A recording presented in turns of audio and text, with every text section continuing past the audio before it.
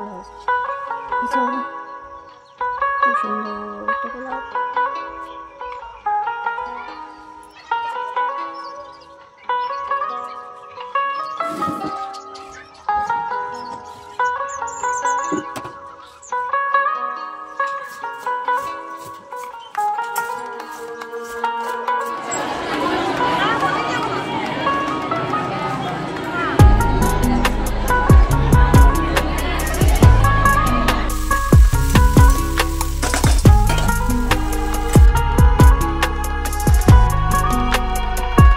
আমি প্রতিদিন কিভাবে ঘরে বাইরে দুটোই নিখুঁতভাবে কাজ পরিচালনা করে থাকি, কষ্ট হলেও চলতে থাকে আমার সংসারের রোজগারের এই কাজ। গুড মর্নিং বন্ধুরা, welcome back to my channel. নতুন দিনের নতুন আরেকটা ভিডিও নিয়ে হাজির হয়ে গেলাম বন্ধুরা তোমাদের সামনে। তো আমার এই ছোট্ট পরিবারে তোমাদের সকলকে অনেক অনেক স্বাগত আর প্রচুর প্রচুর ভালোবাসা জানিয়ে ভিডিওটা শুরু করছি। আশা করছি যে যেখান থেকে এই ভিডিওটা আমার দেখছো সবাই খুব ভালো আছে, সুস্থ আছে, আমরাও বেশ ভালো আছি। তো চলো বন্ধুরা ভিডিওটা এখান থেকে শুরু করছি। তো আজকে হচ্ছে রবিবার। তো আজকে কি বলো তো, মেয়ের না আজকে স্কুলে ওরা যেহেতু বার্ষিক অনুষ্ঠানের ওদের নাচের জন্য নাম দিয়েছে, সেই অনুষ্ঠানের প্র্যাকটিস আছে। তো রবিবার হলেও কিন্তু ছুটি নেই, সেই 10:30 টাইম দিয়েছে, ওকে প্র্যাকটিসে যেতে হবে। আর গার্জেনদের মিটিং রেখেছে 11:30-তে। তো আমাকে এই 10:30টার মধ্যে সংসারের সমস্ত কাজ সেরে মানে স্কুলে নিয়ে যেতে হবে। আজকে আবার রবিবার, স্কুল থাকলে নাহলে স্কুলে চলে যেত, রবিবার না। তো রবিবারটাও মানে যে স্কুলে টাইম মেনটেন করে দিয়েছে এমন একটা, মানে রবিবার দিনটা ভেবেছিলাম যে ছুটির দিন আরাম করে সংসারের সমস্ত কাজ করব, কিন্তু সে আর উপায় আর হলো না। তো চলো কাজগুলো আমি কি করেছি, সকালে না বাসি কাজগুলো অফ ক্যামেরায় করে নিয়েছি। আর এতটা তাড়াহুড়ো না, 10:30টার মধ্যেই বেরিয়ে যেতে হবে। তো 10:30টার আগে বেরোতে হবে, ওই স্কুলে মানে 10:30টায় পৌঁছাতে হবে। তো তার জন্য সকালে তাড়াহুড়ো করে কাজগুলো সেরে চান টান করে পুজো দিয়েছি। আর টিফিনটা বলতে ওই আগের দিন আমি সন্ধ্যেবেলায় ঘুগনি বানিয়েছিলাম, তোমরা দেখেছো নিশ্চয়ই। তো সেই ঘুগনিটা আমার রাখা ছিল। আর এখন একটুখানি লুচি বানিয়েছিলাম। আর কি করেছি বলো তো, ওটা তো টিফিন খেয়ে চলে যাব, আর এসে কি খাবো, তার জন্য দেখো ভাতটা একটু ছিল, আগের দিনই ভাতটা ছিল, সেই ভাতটাকে কি করেছি বলো, এটাকে না আমি একটু ভাত ভাজি করে দিয়েছি। তো সবজি দিয়ে ডিম দিয়ে ভাজি করে নিই। তো স্কুল থেকে এসে তখন খাবো, আর স্কুল থেকে আসতে না তখন হয়তো 12:30 1টা বেজে যাবে, তখন তো আর রান্না করতে ভালো লাগবে না। তো এইদিকে দেখো টিফিন খেয়ে স্কুলে যে চলে আসলাম মেয়েকে নিয়ে। তো মেয়েকে স্কুলে আমি ঢুকিয়ে দিয়েছি, ওদের যেখানে নাচের জন্য প্র্যাকটিস করাচ্ছে ও সেখানে চলে গেছে।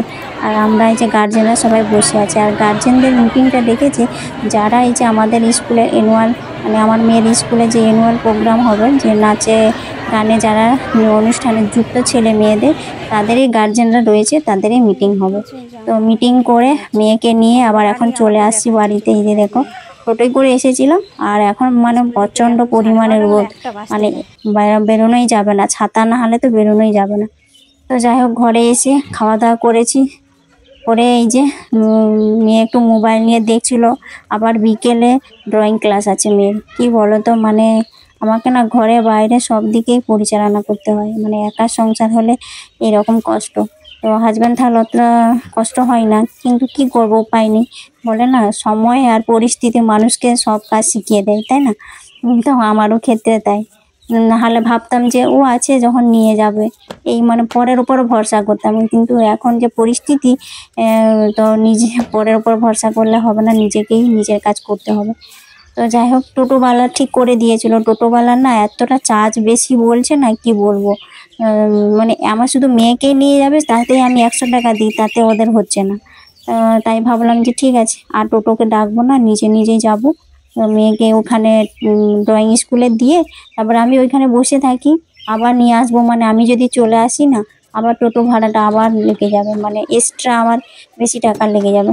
তো সেই জন্য চিন্তা ভাবনা করি যে সংসারে যতটুকু টাকা সাশ্রয় করা যায় সেটাই ভালো। তো সেই জন্যই করি, টাইম হোক কষ্ট হোক করার কিছু নেই, তো করতেই হবে।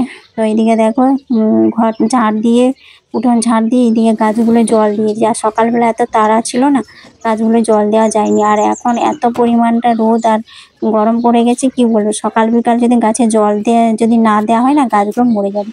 আর শীতকালে যে গাঁদা গাছগুলো লাগিয়েছিলাম, সেই গাছগুলো তো এখন শুকিয়ে গেছে, আর ওগুলো ফুল হয় না কিছু না, ওই গাছগুলোকে সরিয়ে টবগুলো এক জায়গায় গাছের পেছন দিকে রেখে দিয়েছি। পরে আবার গাছ নিয়ে আসলে তখন টবগুলোতে লাগানো হবে। মাটিগুলো ফেলি না, আমি মাটিগুলো টব সমেত রেখে দিয়েছি, ওটা কাজে লাগবে একদিন।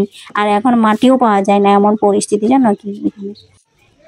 তো ওর পাশে গাছগুলোয় জল দিয়ে আর বারান্দায় পাশে গাছগুলোয় জল দিয়ে দিচ্ছি।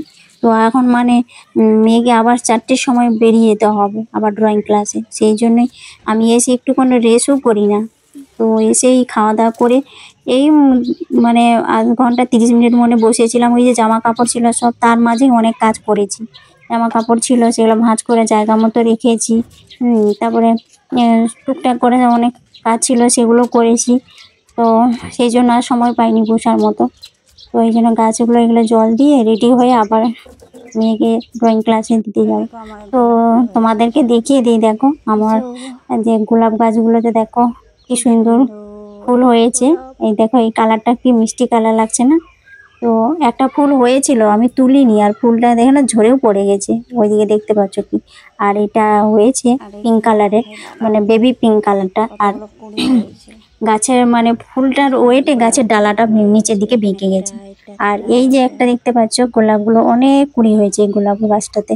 তো আর ফুলও ফুটে গেছে এদিকে ছোট্ট দেখে। এটা কি কালারে বলো তো, সাদা বলবো না ঘিয়া কালার বলবো, তো বুঝতে পারছি না।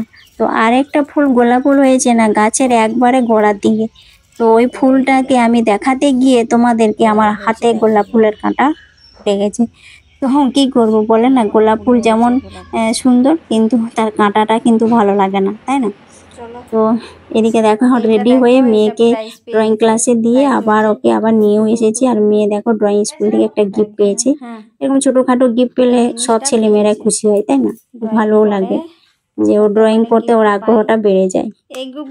তো এখানে ভিডিওটা শেষ করছি, কেমন লাগলো কমেন্ট করে। তো সবাইকে টাটা বাই, গুড নাইট।